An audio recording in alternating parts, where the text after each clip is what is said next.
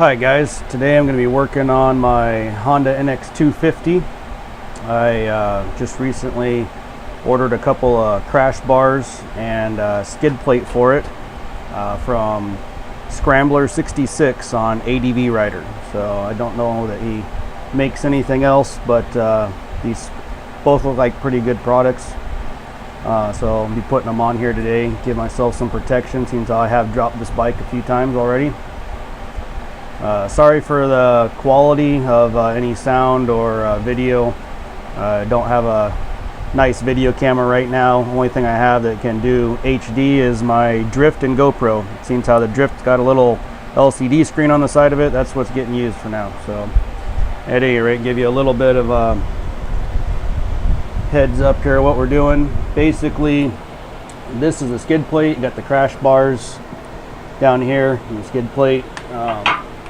Did a pretty good job on everything with the decent welds and the mounting points. So the skid plate is going to be mounting on these front lower bolts for the engine to the frame, and then the crash bars come from the side rear to this top bolt right here, and then right up here I do believe is where we're going to be mounting is this top one. That's what it looked like they lined up with. And then the rear of the skid plate is going to be your lower mounts for your foot pegs. Basically be using 12mm and 14mm sockets today. They also included the extra bolts and nuts, washers for mounting it up. When I first saw this, it's got tons of extra washers here, and once I looked at the little instructions that he had, apparently, depending on what year Honda you have here, this front plate can either be a 9mm aluminum or the 4.5mm steel. So that's why you have so many washers there, just as spacers. Obviously I got the steel. He was saying 1988 used the thicker aluminum, and the 89 and 90s, at least here in the States, are using the steel that are thinner. So that's why the extra spacers there. That way the same skid plate, this gap you have right here, he can just fabricate one of them and not have to have two different sizes, and just use the spacers, washers as spacers. So at any rate, we'll get into this. I'm not going to be necessarily filming everything just because I know the image quality is not the best. That and also trying to get around it. Basically, I have a very small patio here. I've got my little evaporative cooler going because it's about 110 degrees out here today down in Phoenix, Arizona. So not a whole lot of room to work around it, so I'll just be showing you stuff as I go and get a little bit of the you know, before and after at least. There's the other side, and on this side it's going to be mounting to that bolt right there above your front sprocket cover. So there we are for right now, and let you know how it goes. All right, I got the bolts off for the lower foot peg mounts and for that front engine mount, and he supplied some larger 17mm head bolts, a little bit longer, a larger washer there, a little bit of tape still on there. So go ahead and mount these ones up. Was looking at trying to do the front engine mount first, and I think it'll be easier to get these ones in here, holding the skid up a little bit first.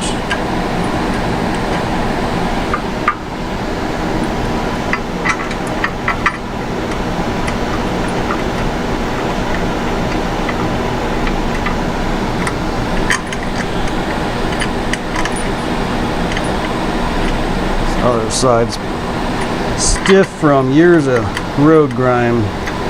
Plenty of taped on grease or old oil.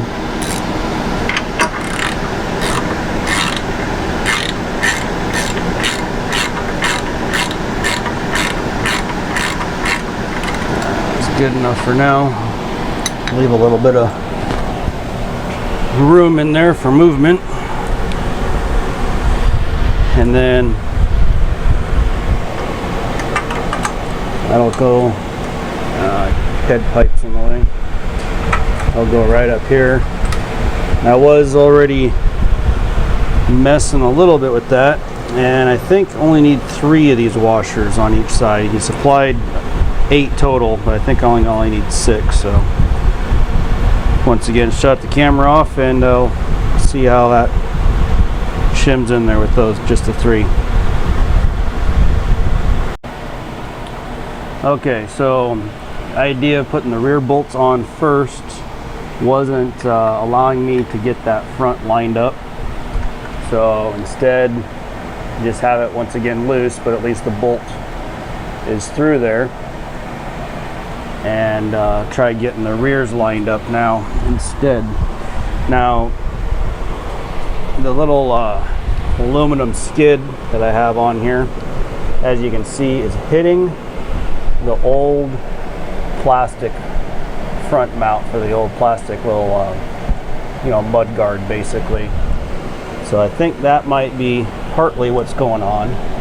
When I get this all the way back, as you can see, the holes just aren't quite lining up. So going to loosen the bolts, or basically the bolts here, give me some more clearance, and see if that's my problem right there, is just that this isn't allowing it to swing all the way up and back. So do that and give it another try. Okay, so once again here, I took that bottom skid plate, the skid off. That actually is not something he includes. So this is how it would come if you order it. And just in case that was giving me grief, and as you see it, that's that tab that the front of that little aluminum piece was hitting, but it's close, but it has clearance everywhere. So the actual frame of the skid isn't hitting anywhere, but even with a clamp on it, I just cannot get that thing pulled in tight to line up with the mounts, the lower mounts on the bike. So this other side is closer. I don't know if you can see that or not. That one is closer, but looks like I'm going to have to get the Dremel out and just oval out this back little edge here a little bit. You can see that there's too much, that back edge, so I can get it line up. There's just too much backlight right there. I'm not sure if that's coming out, but I still have it loose on the front here, so I'm giving myself a little bit of room for this thing to move and play. One thing I did have to do is I took off the old mount for the plastic guard. That was, see that was right up there, mounted in with this hole, and then there's another longer bolt. You can actually see the rib of it right there, comes right through here in the case. So that was already all kind of bent up and mangled from people bottoming out on it, previous owners and such anyway, so it wasn't doing me a whole lot of good. So at any rate, that was contacting a little bit, so I took that off and gave me a little bit more room, but not enough. So looks like I'll get the Dremel out and give it another try.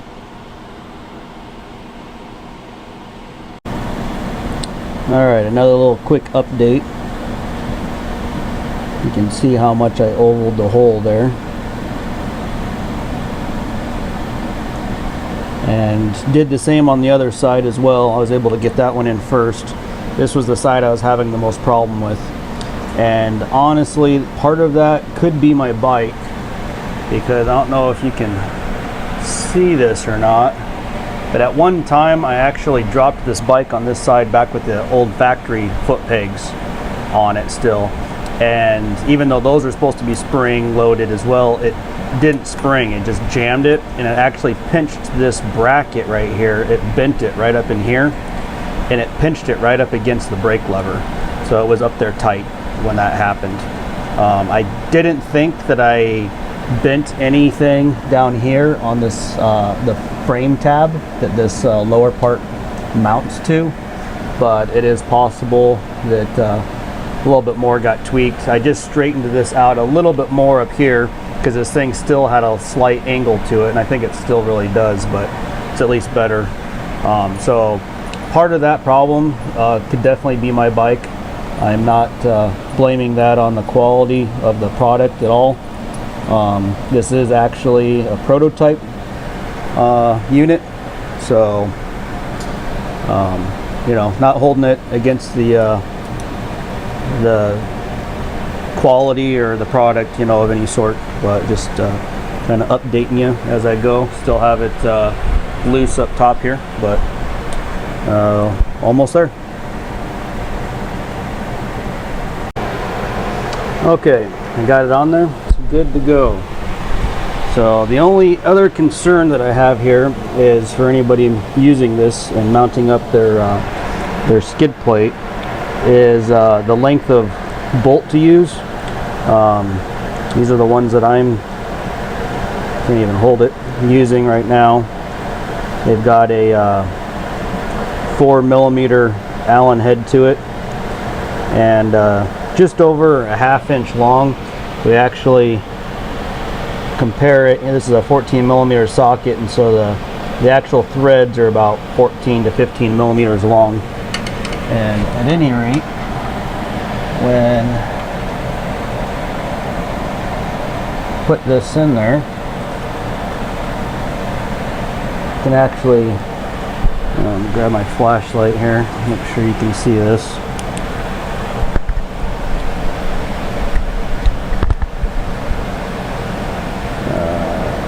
Hopefully hard to tell on the screen. You can see that coming up in there, and it's just barely offset of the case, and it doesn't touch until the very top. It just is really close to touching as that case starts to roll out a little farther. Not sure if you can see that easier with or without the flashlight, but so at any rate, just a little bit of information there. It's the same on the other side. Like I said, they are far enough out that they don't touch the case, but until the very top. So I wouldn't use anything longer than that. So right about a 1/2 inch bolt for those lower mounts. The front mounts, once again, I'll get the flashlight. They seem to clear just fine. They're not touching anything, but just make sure you don't use too long of bolts on those front ones, otherwise you will risk hitting the case there, possibly wearing a hole in it over time, or well, maybe not a hole, but you know, you'll be making contact at least. But at any rate, so there we are. So next I'll be doing the side crash bars, and grab one of these here.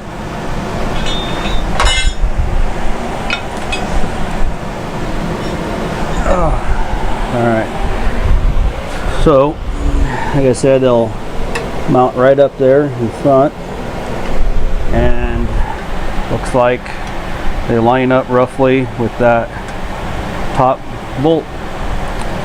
So there's the next step.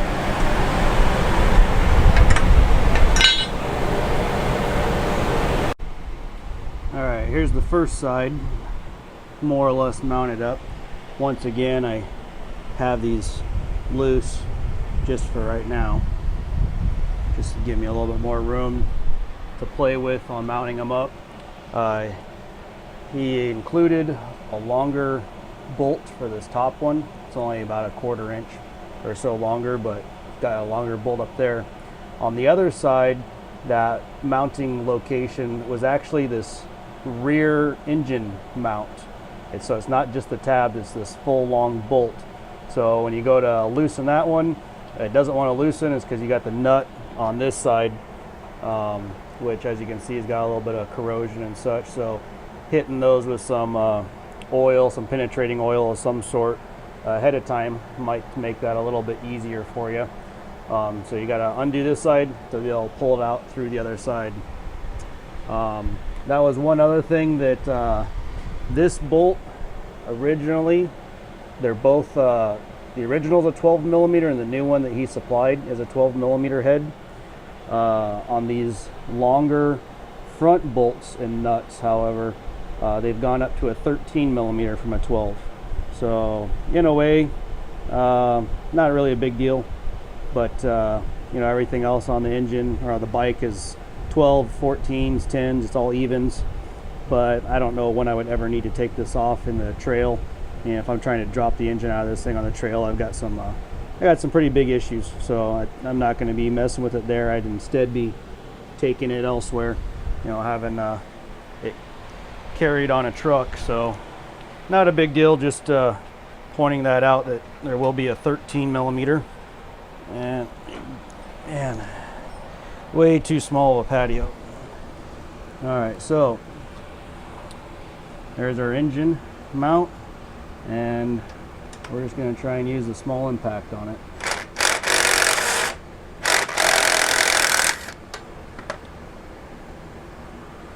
Well, looks like I'm going to need, I'll need both hands to pull while or push from the other side while I do that. But once again, as you can see, plenty of rust in there from over the years.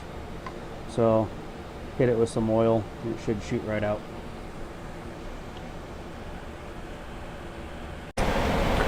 Alright guys, just have a little trick for you here.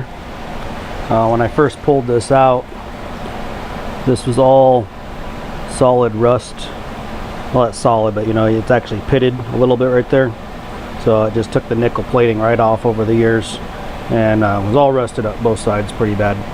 If you don't have easy access or don't even own a wire brush on a grinder, I don't have easy access to my tools because of the small spaces, but what you can do is just grab some aluminum foil, crumple it all up so you got a bunch of ridges, get a little bit of water on it just for help with friction, and basically just squeeze tight and shoot it on through.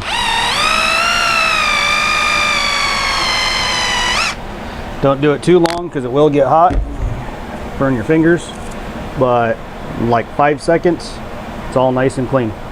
So hard to beat that. 5 seconds and good to go again. Just thought I'd pass that one along.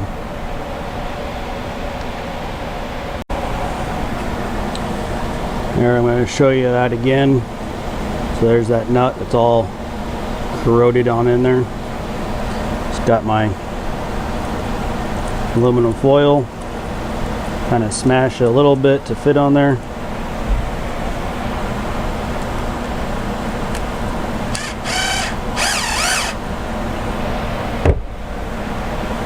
Screw it on. There we are. Like I said, a little bit of pitting, but not too bad, still plenty usable. Hit it with some oil and put it back on.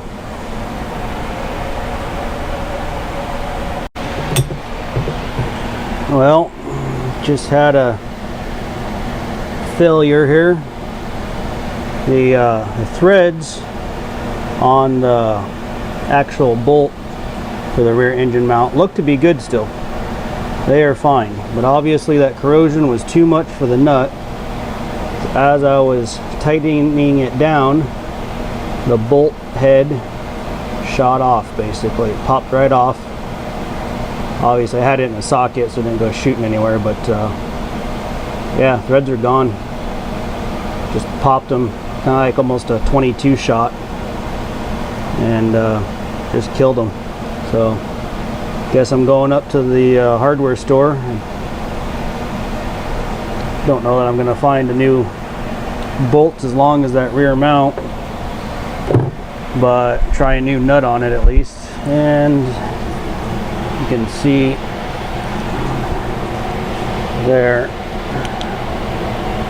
there's the threads still sitting down in there. I'll have to chase them out. Just get a little feeler gauge or something, little pick, chase them on out. But yeah, popped and they're dead. So never know what's going to happen on an easy project.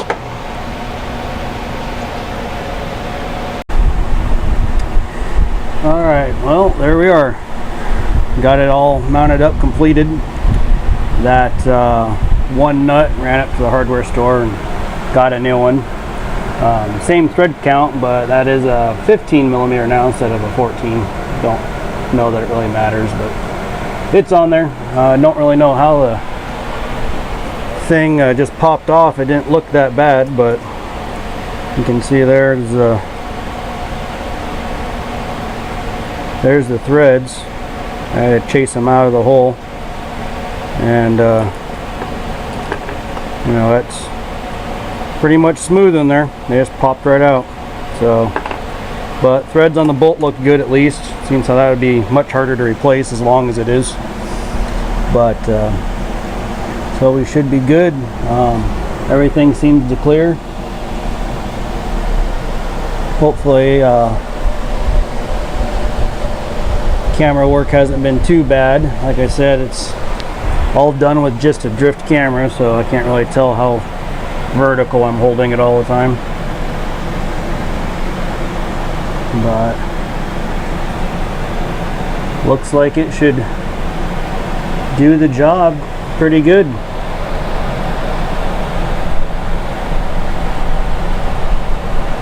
It's all pretty well mounted, good welds, good thick stock. And you can see how thick that mounting plate is, you know, similar to everything else on the bike. So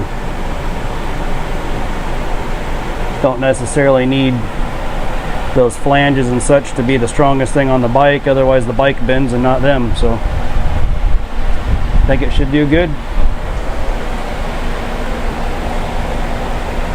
If you guys are interested, I can talk more about the bike another time, but for right now, that one's a success. Catch you guys later.